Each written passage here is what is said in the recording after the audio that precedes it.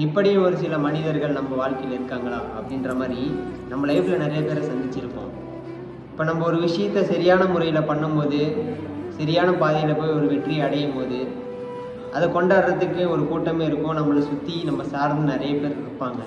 ஆனால் ஏதோ ஒரு சூழலில் நம்ம சின்னதாக ஒரு தப்பு பண்ணியிருந்தாலும், நீ பண்ணுறது தப்புடா, சரியான பாதையில் போன்னு சுட்டி காட்டுற நல்ல மனிதர்கள் வந்துட்டு நிறைய பேருக்கு அமைய மாட்டாங்க. நம்ம மேலே அன்பு இருக்கவங்க, நம்ம மேலே நம்பிக்கை இருக்கவங்க மட்டும்தான் நீ பண்ணுறது தப்புடான்ற ஒரு விஷயத்தை சுட்டி காட்டுவாங்க. ஸோ அந்த மாதிரி நிறைய பேர் நம்ம கூடவே இருப்பாங்க, நம்ம கூட ரொம்ப நெருக்கமாகவே இருப்பாங்க. நம்ம கொஞ்சம் அவங்கள விட்டு விலகி வந்ததுக்கப்புறம், அவன் அப்படி பண்ணிட்டான், இவன் இப்படி பண்ணிட்டான்னு சொல்லிட்டு நம்மளை பற்றியே நிறைய பேர்கிட்ட தவறாக பேசுகிறதா இருக்கட்டும், தவறாக பரப்புறதா இருக்கட்டும். ஸோ அந்த மாதிரியான பர்சன்ஸை நிறைய பேர் உங்கள் லைஃப்பில் நீங்கள் சந்திச்சிருப்பீங்க. அதை தாண்டி அந்த ஒரு பர்சன் அடுத்த நாள் எதுவுமே நடக்காத மாதிரி நம்மக்கிட்ட வந்து பேசுவோம்.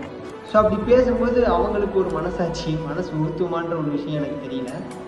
ஓகேண்ணா, எல்லாத்தையும் தாண்டி நம்ம மனசுக்கு நம்ம எப்படின்னு தெரிஞ்சால் மட்டுமே போதும். ஸோ அந்த மாதிரியான ஆட்களை நம்ம சந்தித்து தான் ஆகணும்.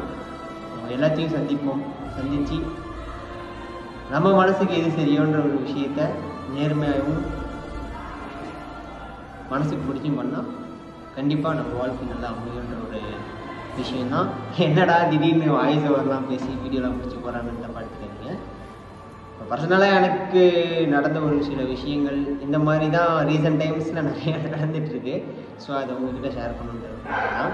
ஸோ நன்றி.